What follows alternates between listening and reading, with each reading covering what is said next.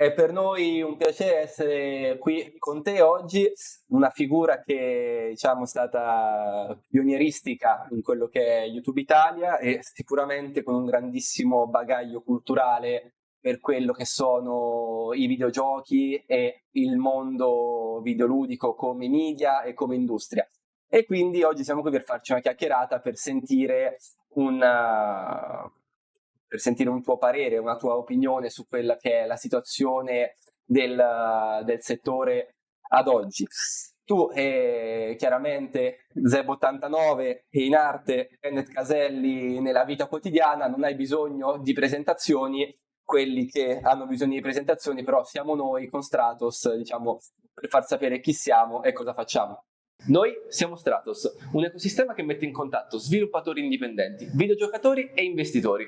Sulla nostra piattaforma, in arrivo il 16 settembre, potrete trovare videogiochi indie su cui poter investire per supportarne la creazione. Dal momento in cui il gioco verrà lanciato, gli investitori inizieranno a guadagnare una parte dei ricavi generati. La prima domanda che ti vogliamo fare, che ci teniamo a farti, è: sicuramente lo stato dell'industria e del mercato è in una posizione molto critica, ormai sotto gli occhi di tutti, specialmente per quanto riguarda il settore AAA. Quindi, secondo te, come puoi spiegare la situazione, come si può spiegare la situazione attuale del mercato? Del mercato dei videogiochi è Sì, estremamente competitivo.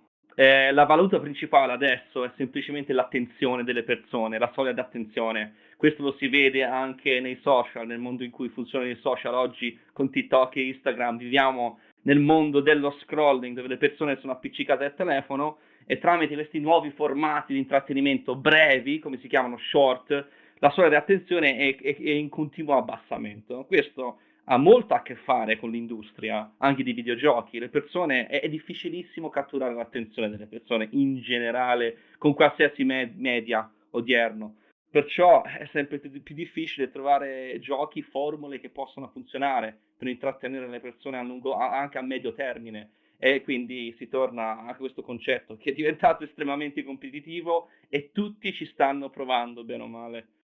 Come fare? Eh, In questa competitività, in questo ambiente così quasi anche saturo in un certo senso di idee, che differenza ha l'industria indipendente dal tuo punto di vista? Se ce ne sono e se effettivamente Allora, rispetto alla dinamica, diciamo, del AAA ha qualcosa in più.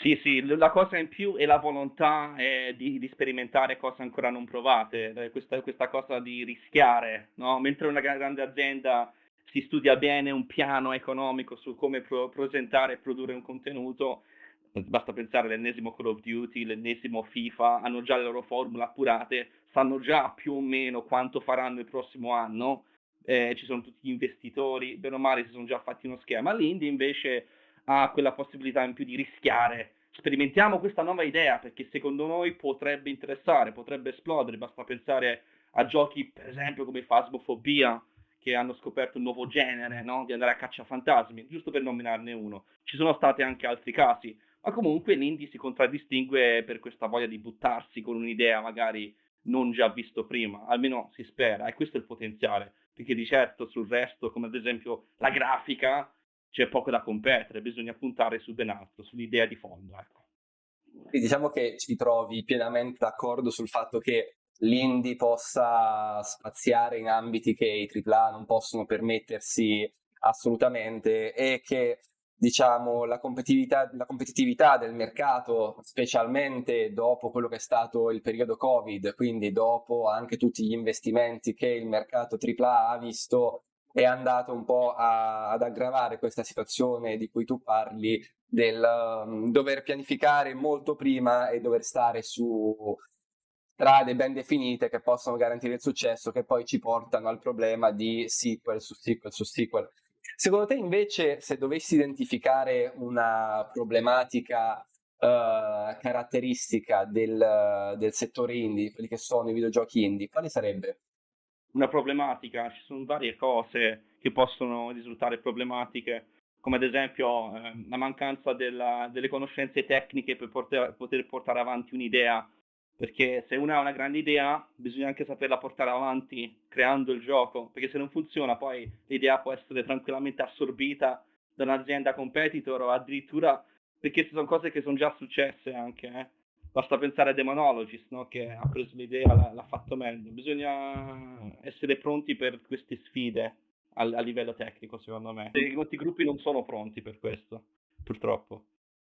E invece, pensando di vedere la situazione sotto un'altra luce, quello che abbiamo riscontrato noi nella nostra esperienza è che anche a fronte di conoscenze tecniche in realtà valide, ci sia un lato puramente artistico, che è anche il bello di quello che sono gli sviluppatori indie in realtà, perché prima che corporazione, prima che grande azienda, sono artisti che vogliono portare il proprio prodotto.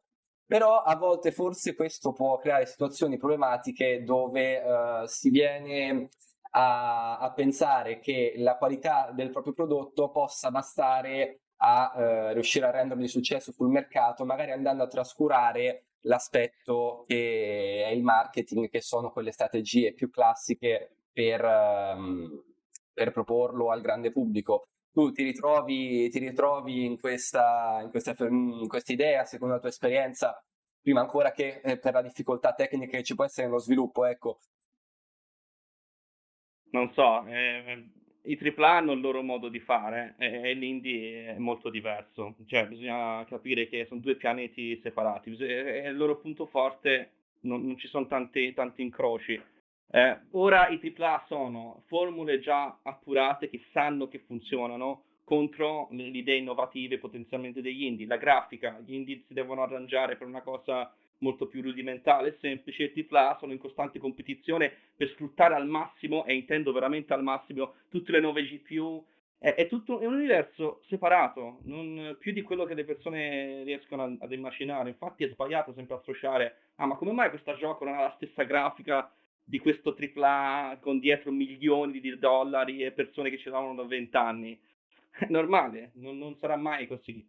In un certo senso i AAA utilizzano al massimo le CPU, gli indie utilizzano al massimo la creatività e Sì, ecco, bravo. l'immaginazione. L'idea è questa, bisogna tirare il lato opposto della corda. Da un lato, guarda quanto è bello il nostro gioco, guarda quanto è realistico, perché le persone comunque l'occhio vuole la sua parte, soprattutto per quanto riguarda i trailer, no? Se leggete i commenti più di esatto, Dio, sembra quasi vero, eh. L'indie invece punta sull'idea che non è già stata fatta, perché è l'unico modo per loro di fare successo, di esplodere, perché presenta questa meccanica che non è stata ancora presentata prima da allora, e le persone si innamorano di questi aspetti qua, se funzionano. Sì, ma Il discorso è anche individuare no, questi progetti. è molto interessante il fatto che a volte fare meno è fare di più, e quindi anziché cercare di scimmiottare quella che può essere la grafica ultra realistica di un AAA, è molto più facile fare una pixel art curata o comunque uno stile prodotto a mano molto più curato, Basta che può... pensare a Undertale oppure The Binding of Isaac, no? Che sono due esempi eclatanti. D'accordo. A me viene da pensare, per quanto riguarda il gameplay, Hello Neighbor. Il primo Hello Neighbor è stato divertentissimo per me a giocarlo. Un AAA, per esempio, non oserebbe nemmeno neanche provare una forma del genere, perché si porrebbero mille domande. Ma non posso deludere gli investitori, perché io non so se, cioè magari ha successo, magari no. Non posso rischiare. Ecco, qui entra in gioco il mondo degli indie. Rischiamo, proviamo, mettiamo giù delle idee che secondo noi possono funzionare, li troviamo divertenti, li testiamo tra di noi, tra amici, e poi quando siamo un po' più confident facciamo una build, raccogliamo i pareri della community e continuiamo da là passo passo. È tutta un'altra cosa più organica, ecco. E anche più diretta, più umana. Anche il fatto, come dici tu, di non avere grossi investitori dietro permette un livello di libertà che non è scontato, perché se l'indie crede nel progetto, sta arrivando, finiti i fondi, si ipoteca la casa, piuttosto, come abbiamo visto in diversi casi di artisti che poi nel loro seguire la loro arte hanno rischiato tutto e hanno avuto successo. mentre il AAA ha il fiato sul collo dell'investitore che prima o poi vuole vedere il ritorno, e banalmente abbiamo visto Cyberpunk che dopo anni e anni di hype doveva far rivedere un guadagno che ha investito inizialmente, è uscito nello stato in cui è uscito inizialmente. Sì, pietoso.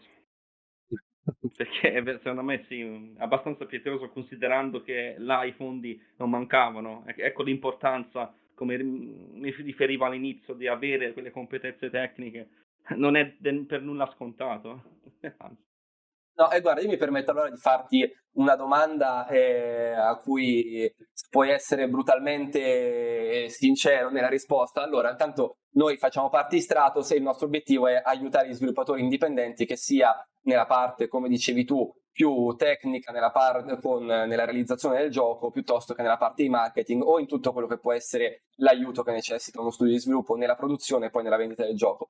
Secondo te, l'idea di Stratos è funzionale per risolvere, non ti dico neanche tutti, però la maggior parte dei problemi che uno studio indipendente può incontrare? Potrebbe, se le persone che ne fanno parte sono qualificate e hanno esperienza nel settore a sufficienza per poter fare la differenza, dipende tutto da quello. Io non vi conosco, ma vi dico che le capacità sono importanti, quelle necessarie per dare successo a qualsiasi prodotto. Se ci sono le figure chiavi necessarie potrebbe funzionare, ma è un'enorme sfida, sicuramente.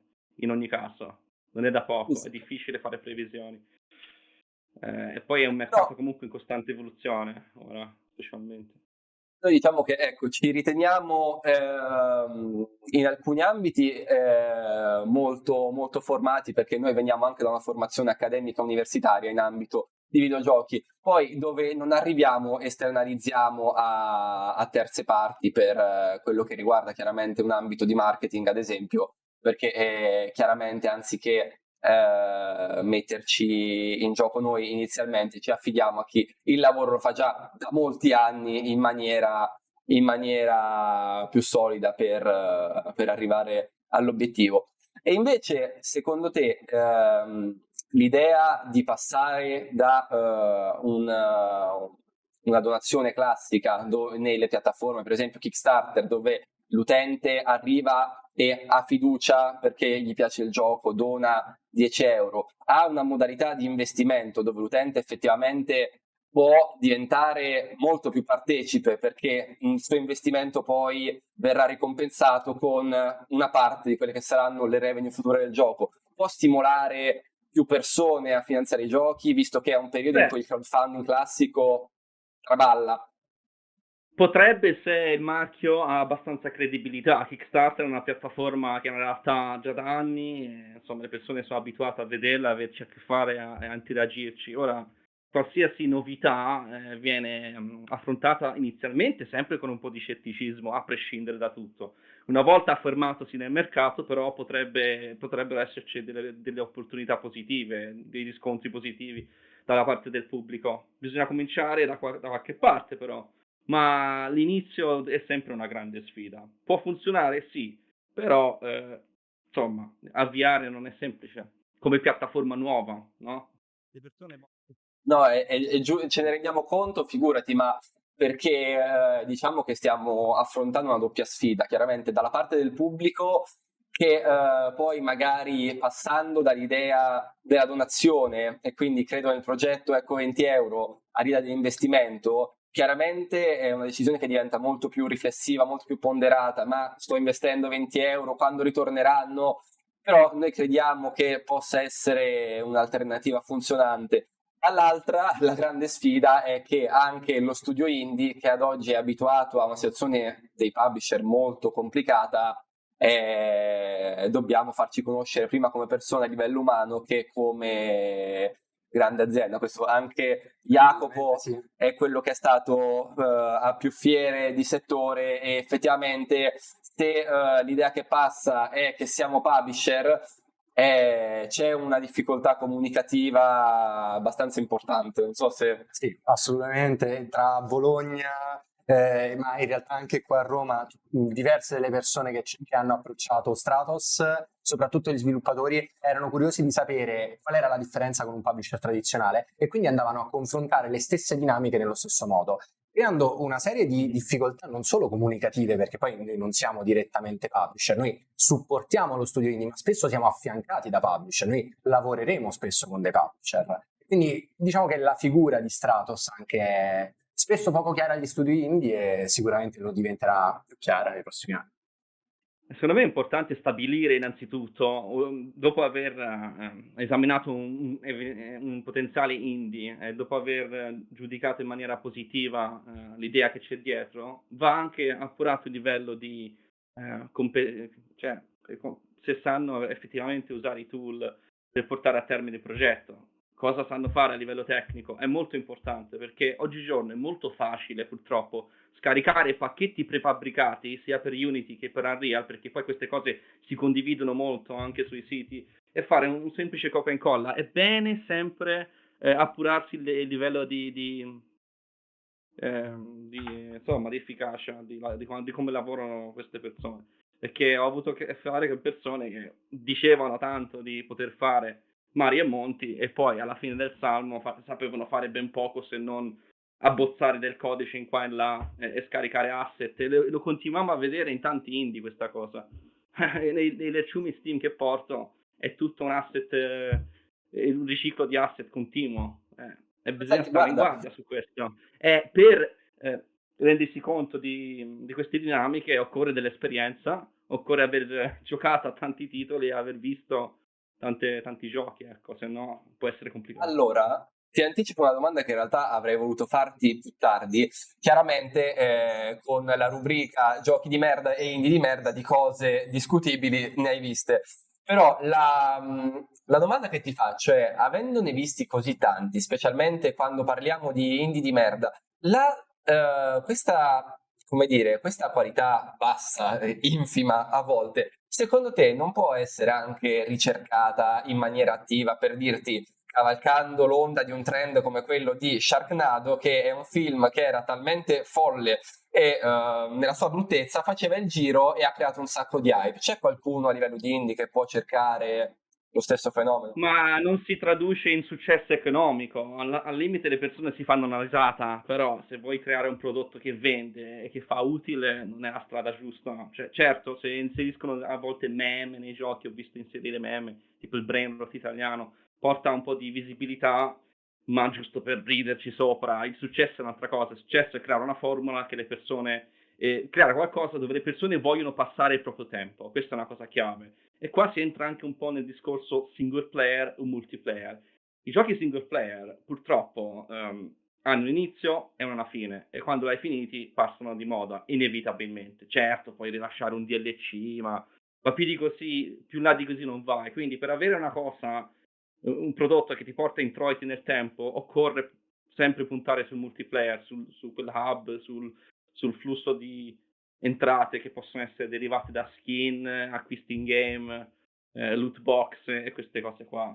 Principalmente i giochi si basano su questo oggigiorno. Guarda, io, allora, diciamo che la tua passione per il multiplayer la conoscevamo bene, però prima di arrivare anche a snocciolare questo settore particolare, questa peculiarità che è il multiplayer, io ti chiederei invece, secondo te, un gioco single player, data questa premessa che ha molta più difficoltà a risultare longevo rispetto al multiplayer, quale caratteristica peculiare, cioè se tu dovessi pensare a una singola caratteristica di un gioco single player che ne può esaltare la longevità o che comunque a te personalmente permetterebbe di valutarlo in maniera molto positiva, quale potrebbe essere?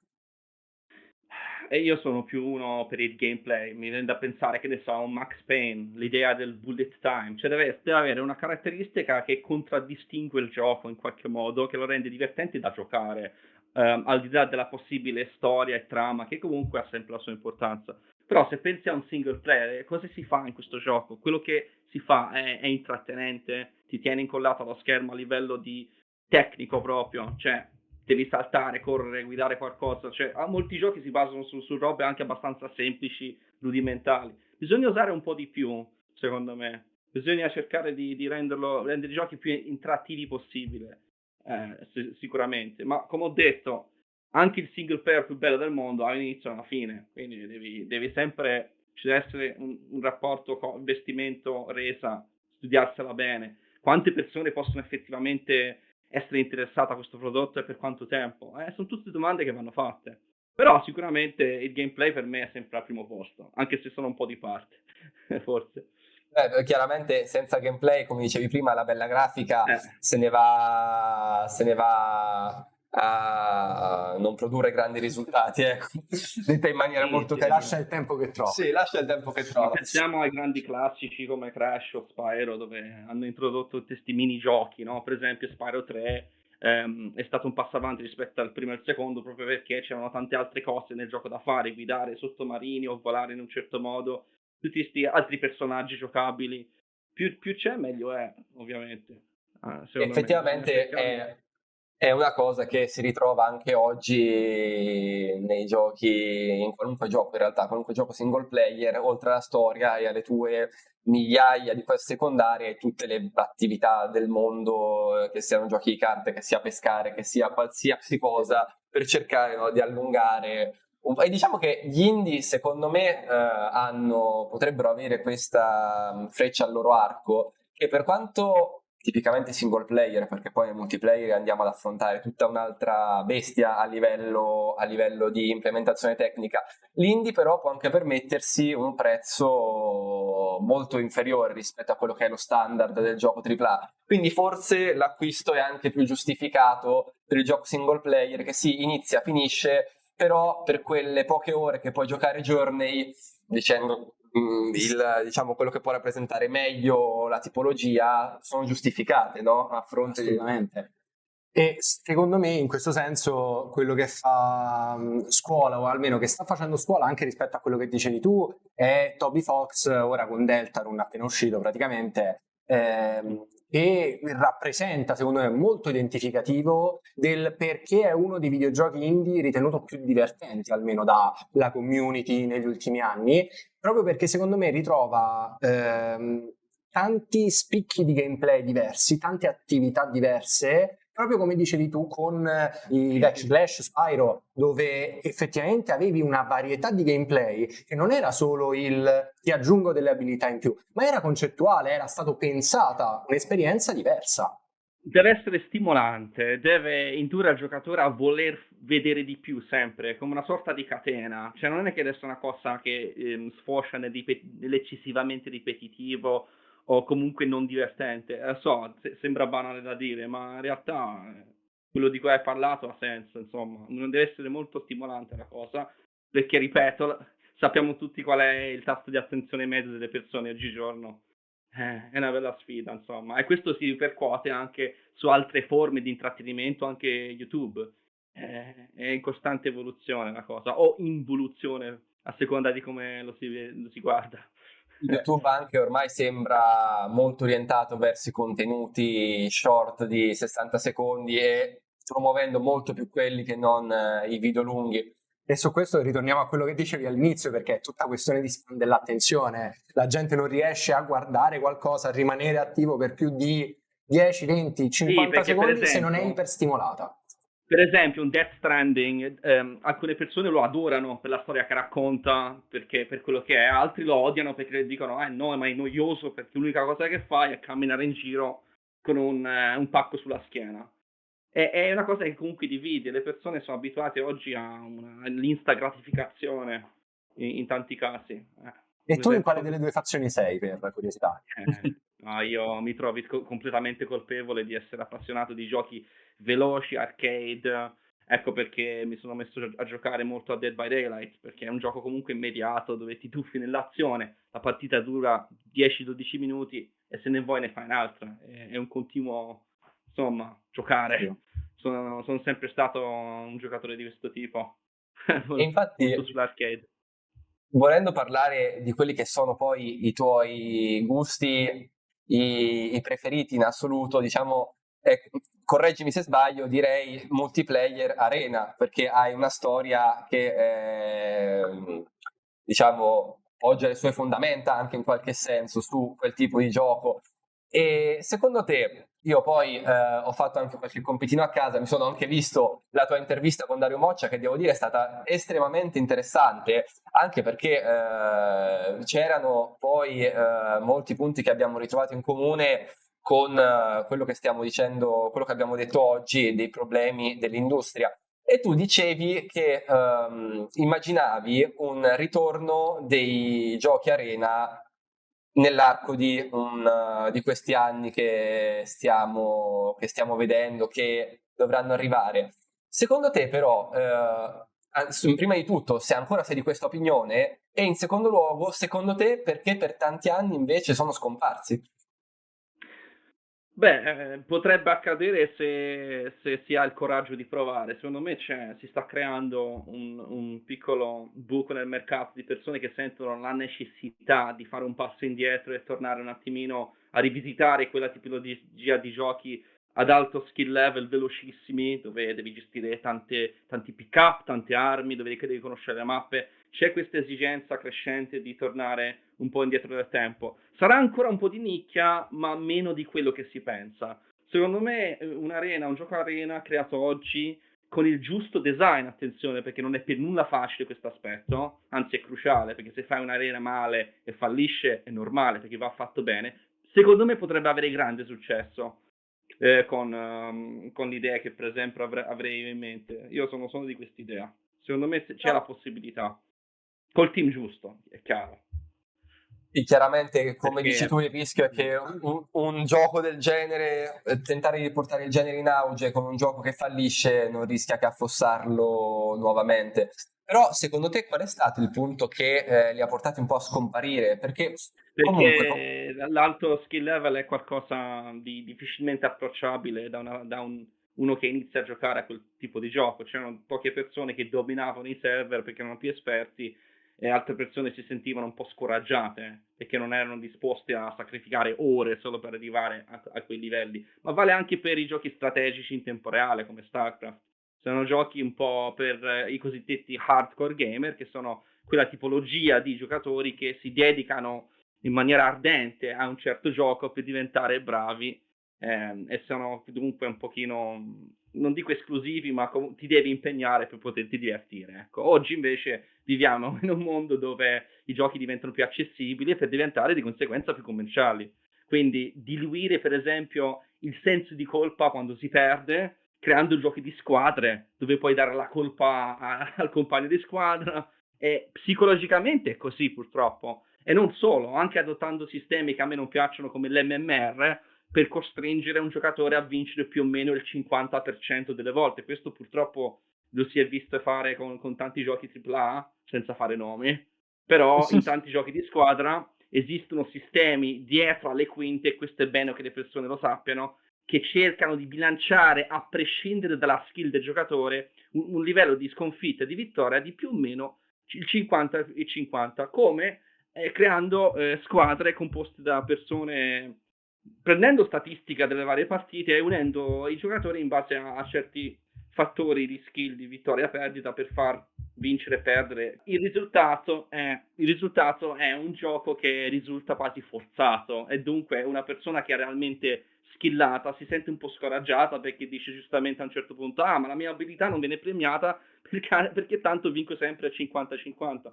Ma perché lo fanno? Perché è commercialmente viabile, perché se una persona perde 5-6 volte di fila il gioco, purtroppo lo disinstalla, perché non è come una volta che mediamente un giocatore ha la voglia di investire il proprio tempo per effettivamente migliorarsi. Questa cosa lo si vede venire sempre meno. Le persone vogliono subito gratificazione istantanea, io voglio vincere, adesso e subito, se non vinco è colpa del gioco che fa schifo, non colpa mia che non mi sono applicato. E invece 15-20 anni fa non era così. 15-20 anni fa dovevi farti il mazzo, dovevi imparare la mappa, a gestire i pick-up, le armi, o conoscere i vari counter alle unità, come sui giochi strategici. Dovevi metterci del tuo. Oggi invece vogliono creare una cosa approcciabile anche dalle vecchiette, da tutti, per il massimo guadagno a scapito poi della qualità.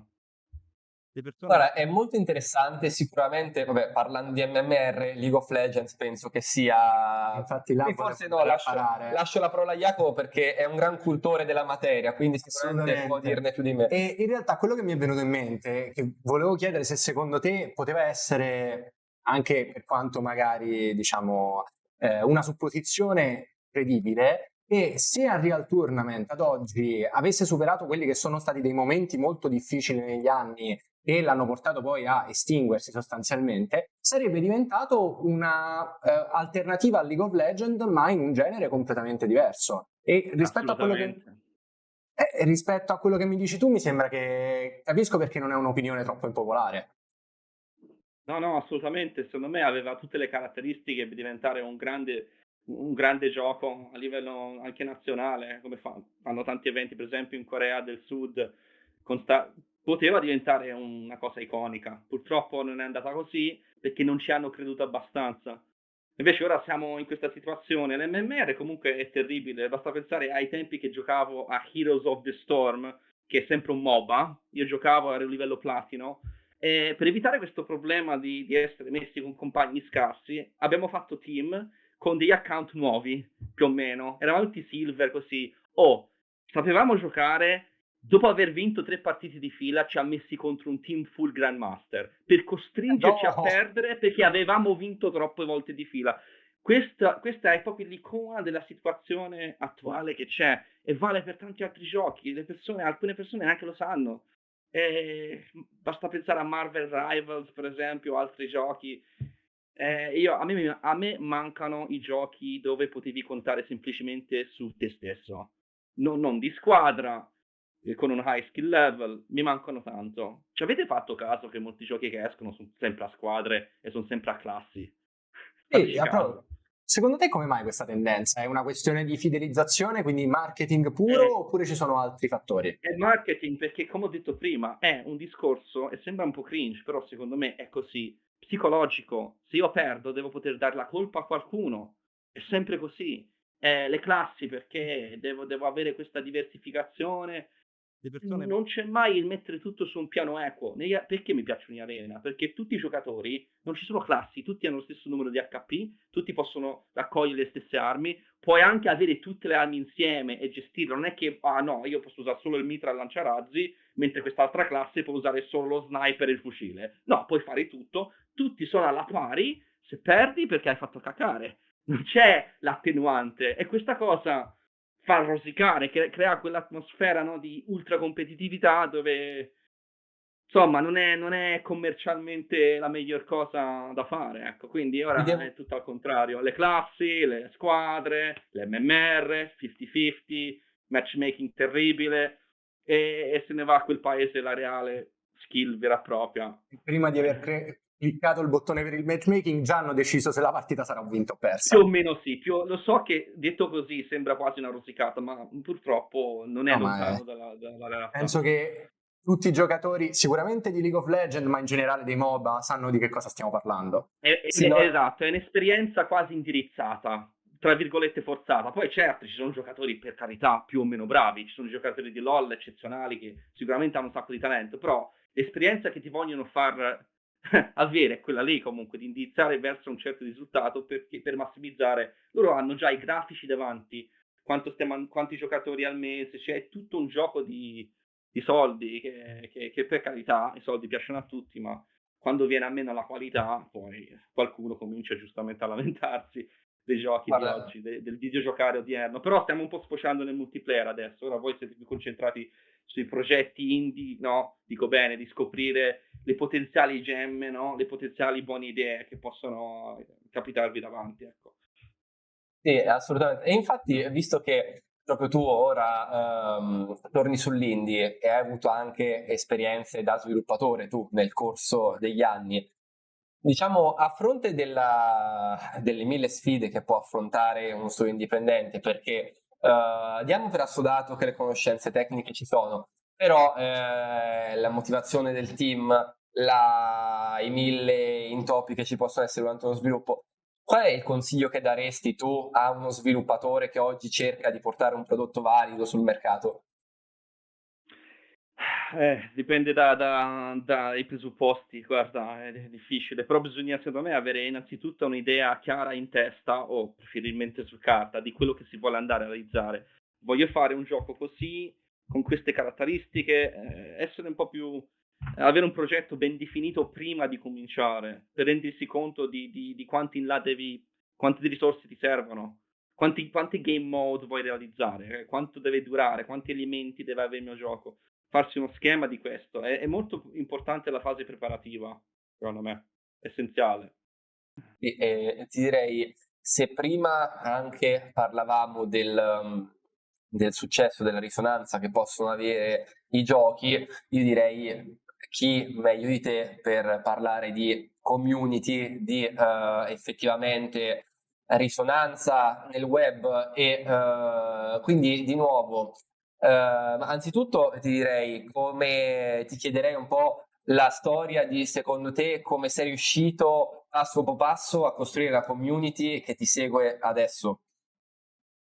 Beh, questa è una cosa legata forse un po' meno ai giochi, più alla mia personalità e il personaggio che mi sono creato negli ultimi anni, di come si è presentato Zeb89 sul web, senza filtri, sparando sentenze.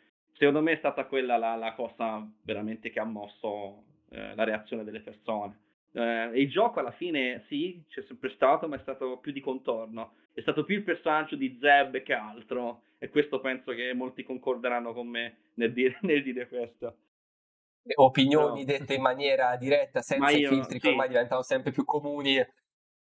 però ho sempre cercato di valorizzare i giochi che mi stavano a cuore, come ad esempio gli Arena, ma non solo, e portando appunto questi contenuti sul canale. Il mio canale è sempre stato uno specchio di quello che farei comunque nel tempo libero a livello di scelta di giochi. A me piace giocare ai lecciumi, i cosiddetti lecciumi indie, perché contengono sempre qualcosa che non ti aspetti, no? Il AAA invece è un po' più prevedibile, il solito COD, il solito FIFA, come ho detto, sai già quello che vai a giocare, ma con l'indie c'è sempre quella sorpresa, è un po' come una mystery box, e questa sorta di misteriosità mi tiene comunque incollato allo schermo a volerne portare sempre di più. A volte si trovano delle robe veramente che fanno morire da ridere. Ci E sono dei... forse sono se divertenti. diciamo un gioco AAA scadente, puoi aspettarti i punti cardine in cui andrà a fallire miseramente. Se trovi un gioco indie particolarmente brutto, forse puoi godere dell'esperienza di essere sorpreso dei punti in cui riesci a Sì, sì, toccare sì, dei punti assurdi. esatto. E quindi ritorno, mi ricollego a una cosa che ti accennavo prima, proprio parlando di community e quindi di quanto può essere importante la community per un gioco. Anche quello che ti accennavo prima, ovvero il gioco che diventa talmente brutto che va virale, fa il giro, tutti ne parlano su YouTube, tutti ne parlano su Twitch e quindi tutti nel momento di hype lo scaricano e arriva poi effettivamente a diventare un'icona o un'icona momentanea. Quanto influisce effettivamente la community dietro a un gioco rispetto poi a quella che può essere la qualità? Beh, la community è tutto, anche DBD stesso è stato cariato dagli streamer che hanno, ciascun streamer ha coltivato una forte community, e senza di loro non sarebbe stato nulla, quindi la community è importantissimo. Io penso che gli influencer che fanno gaming hanno anche una sorta di responsabilità di portare roba di qualità piuttosto che roba scadente, perché sono dei punti di riferimento. Io per esempio prossimamente sto organizzando un torneo di Unreal Tournament, e le persone hanno reagito con entusiasmo, ed è un modo di far arrivare i giochi che meritano, anche magari di un tempo, alla nuova generazione, invece di proporre spazzatura, no? Quindi Beh, io il mio lo faccio, e i creator hanno un ruolo fondamentale in questo. sì, diciamo che sicuramente portando Real Tournament su, poi non so se effettivamente lo porterai su Twitch o su YouTube, però se c'è un modo per poter riportare in voga una tipologia di gioco che da anni non viene molto considerata, questa sicuramente sarà la migliore. Io sarò un po' nostalgico, ma preferisco i giochi di un tempo per i motivi che abbiamo prima citato brevemente, no? Una serie di fattori che stanno un po' logorando il mercato attuale. Mi sento sempre in condizioni di andare a spulciare qualche gioco di 10-15 anni fa per trovare quello che oggi manca. È strano Però perché in chissà, un certo forse cambierà. senso... sì. Devi essere un po' ambiziosi. L'ambizione può premiare alla fine se si azzecca la formula giusta. Non è che si può fare una cosa dicendo no, ma non posso usare quello, no, quello no, quello no. Bisogna provare se si è confidenti in un'idea. Se ci si crede, bisogna buttarsi e farlo. E io ci credo tanto, per esempio, in un potenziale futuro Arena fatto bene perché so che alcuni sono falliti, ma c'è un motivo ben preciso, secondo me sono stati fatti male per alcune cose. Ed è importante invece prestare cura ai dettagli. Ci sarà un po'. In questo senso, parli di streamer community. Se un gioco indie dovesse arrivare o volesse più che altro arrivare a un creator o a una visibilità importante, oltre a ovviamente marketing e cose del genere, cosa gli consiglieresti di fare su social, piattaforme come YouTube, Twitch, eccetera? Cosa secondo te potrebbe funzionare? Per far conoscere meglio un gioco. Sì. Stai combattendo contro l'algoritmo ed è un settore super competitivo YouTube, cioè stanno migliaia di clip al secondo, poi devi usare tutti i formati a tua disposizione, lo short form, il video completo, trailer, post su Instagram, la storia, TikTok, cioè c'è tutta una marea di cose da fare per cercare di spingere qualcosa. Cioè, ovviamente il contenuto deve essere montato bene, con cura, con tutto, con qualcuno che sa portare anche bene quel determinato contenuto, una persona adatta a farlo, e poi usare questi social insieme, perché l'unione fa la forza. Non ci si può più fare affidamento come un tempo a una singola piattaforma. Io, per esempio, anni fa mettevo il video su YouTube alle 2 di notte e veniva visto. Oggi, siccome c'è un'altra realtà, devi fare sto su Instagram, devi fare il post su Facebook, lo short su TikTok, il mention, cioè tutta una serie di cose di marketing che vanno fatte. Quindi bisogna fare tutto questo per far arrivare quello che si vuol fare arrivare. È una procedura quasi scientifica oggi. Sì, è diventato sicuramente molto più complicato. Esatto, per via del volume di contenuti. Cioè, stiamo parlando dei volumi di contenuti inimmaginabili. Tutti vogliono gli occhi, l'attenzione delle persone, e come abbiamo detto all'inizio della nostra conversazione, è ai minimi storici questa attenzione da parte della gente, ai minimi storici. Quindi è molto, non è semplice, è una grande sfida. Beh, noi anche come Stratos spesso ci ritroviamo a consigliare alcuni punti che si adattano perfettamente a quello che hai detto, cioè per dire l'identità grafica di un gioco. Se tu un gioco non riesci a distinguerlo tra tutti gli altri con un frame, con un momento, già hai perso una buona parte dell'utenza che poteva riconoscere il tuo gioco. Ce ne sono tanti altri che sicuramente nel tempo, mano a mano, andremo ad approfondire. Sì, tanti giochi si somigliano l'un l'altro perché vogliono copiare uno stile che hanno già visto da qualche altra parte. È un continuo. Ci deve essere un buon branding. Il branding fa tanto, come ben sappiamo. Sì, diciamo che è facile ricollegarsi a quello che dicevi tu. L'idea buona spesso è accompagnato anche da uno stile grafico buono, e infatti tu adesso tutti i giochi indie che abbiamo citato al volo in questa conversazione, ripensandoci al volo, tutti possono essere identificati in maniera molto semplice, molto, molto efficace. Sì, basta pensare alla stilizzazione di Hello Neighbor, che hanno gli edifici tutti sproporzionati, no? Quella stilizzazione là, che ricorda i libri illustrati per bambini quasi, no? Che richiama un po' quello.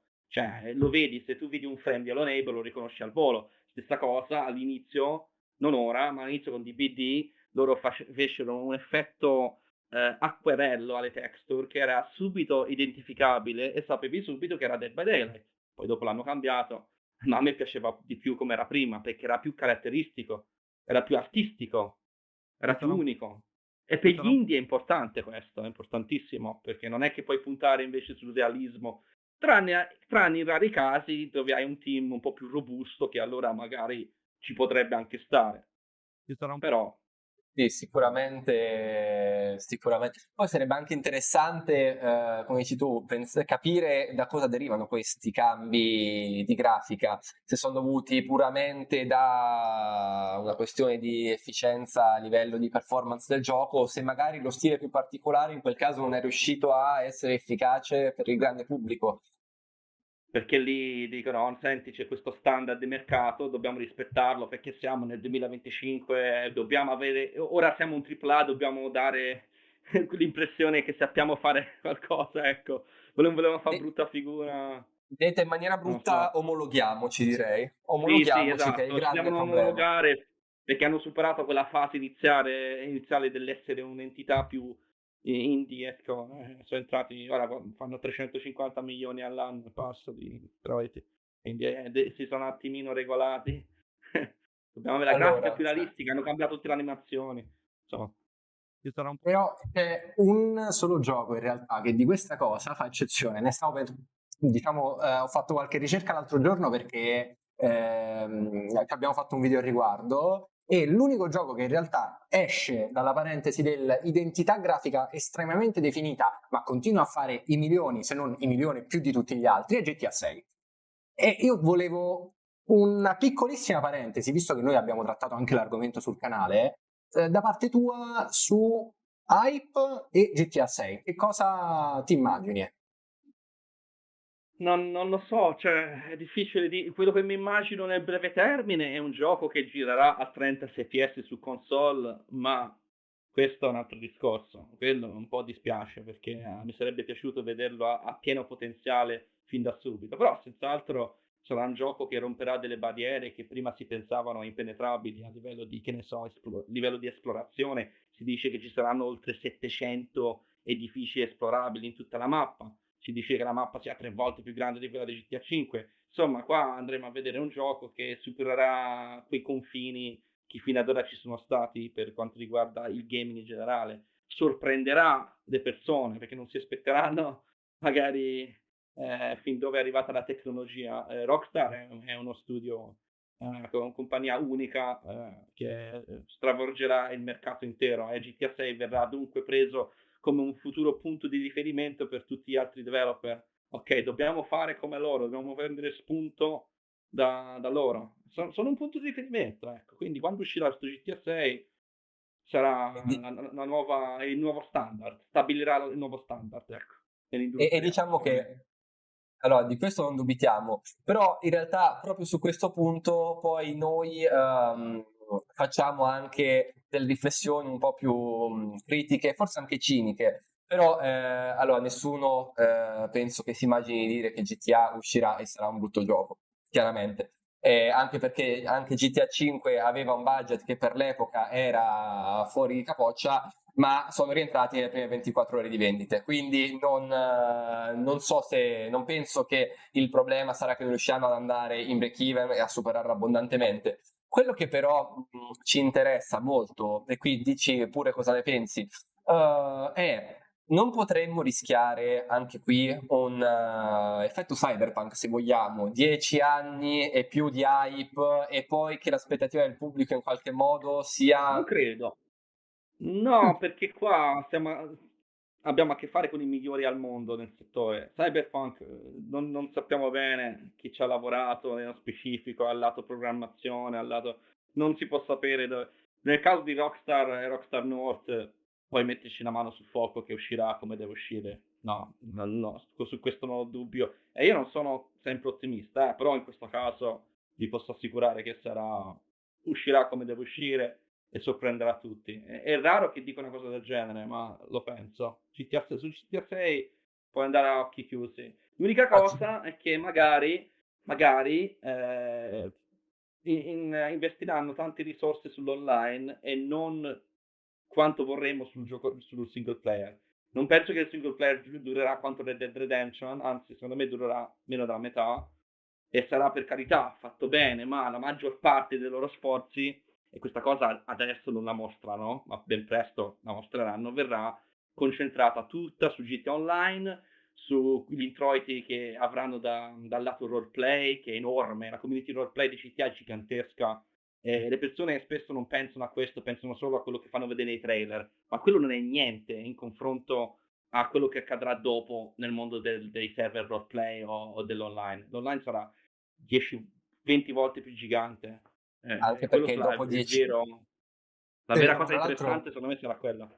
sì, ma non so se l'hai visto che proprio nel roleplay, ormai è una notizia di qualche anno fa, però ne ho riparlato del video l'altro giorno, Rockstar ha acquisito CFXRE, che è sostanzialmente la compagnia che ha creato, perché poi 5M era creato da loro, tutto il sistema di roleplay intorno a GTA. Io sono a questo punto abbastanza sicuro e speranzoso che Rockstar voglia interiorizzare quel tipo di server, modifica al gioco, eccetera, passando tramite loro, facendo una cosa molto più figa. Sì, sì, è abbastanza probabile. Non penso che l'abbiano Sì. acquistato a caso. Per questo dico che mentre la maggior parte delle persone in questo momento si stanno soffermando semplicemente su quello che stanno mostrando nei trailer, ben presto si focalizzeranno tutti sul multiplayer e su queste robe qua, che sarà molto più grande di quello che pensiamo. Stiamo pensando un po' troppo in piccolo al singolo. Il singolo sarà stupendo, per carità, per la giocata all'inizio, ma dopo i primi 3 mesi si parlerà solo di GTA Online, di quello che sarà su PC e di server che faranno, del roleplay, di quello che si potrà fare, della seconda vita che molte persone cominceranno a vivere nel gioco. E io vedo parlare poco di questo, ma questa è la vera grandezza, secondo me, di GTA 6. Ci sarà un prezzo. Sicuramente, sì, sicuramente l'online, hanno avuto 10 anni per studiare il fenomeno che è stato GTA 5 Online, sicuramente sarà qualcosa di clamoroso. Senti, E mi visto che ormai... auguro, sì, mi Scusami, vai, auguro vai, vai. mi auguro soltanto che non utilizzino ancora il peer-to-peer e che abbiano dei server un po' più fatti meglio per non ritrovarci ad aspettare ore di caricamento, perché nel 5 è un vero pasticcio, però. Dita incrociate. Però è una delle motivazioni per cui l'online di GTA è stato così redditizio, niente server, niente costi, o comunque di meno.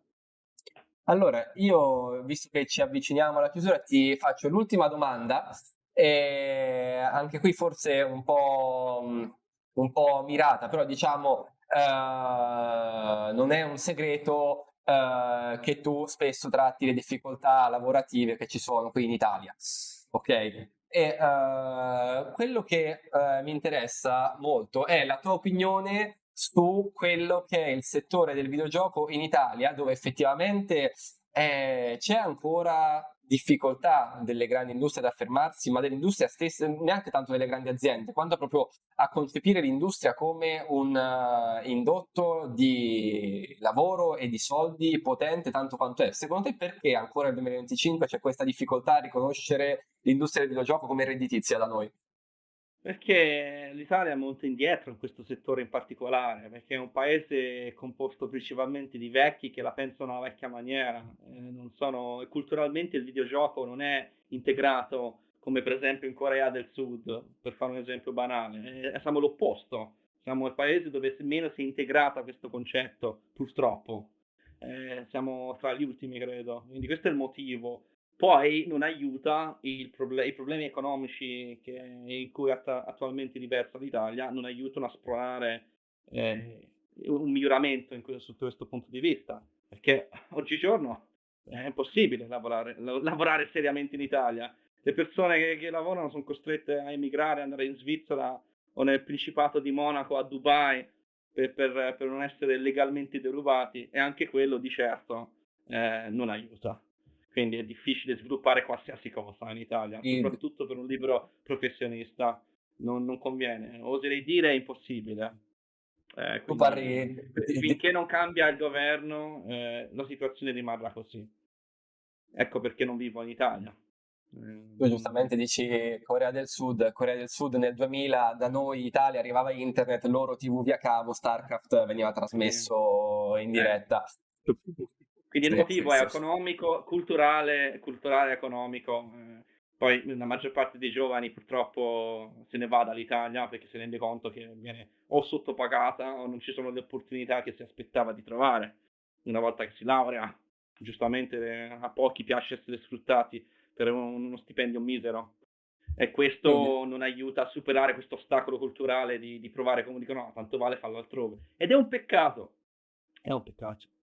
diciamo che la mia domanda purtroppo diventa molto retorica in questo periodo storico, perché purtroppo ormai non è l'Italia, è difficile lavorare in questa industria in tutto il mondo, licenziamenti, dove si giri licenziamenti, quindi è una situazione che però secondo noi gli indie possono cambiare, perché il mercato AAA è in crisi, ma quello indie ne può trarre uno spazio da cui beneficiare molto.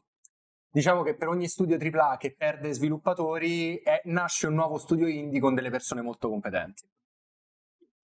Io spero bene, spero di vedere progetti, insomma, fruttare, diventare qualcosa di più grande. È sempre bello vedere realizzare i sogni di qualcuno che ci mette passione e impegno, e di vederli pagati i propri sforzi, vedersi concretizzare un progetto che merita e dare l'appoggio a chi effettivamente lo merita.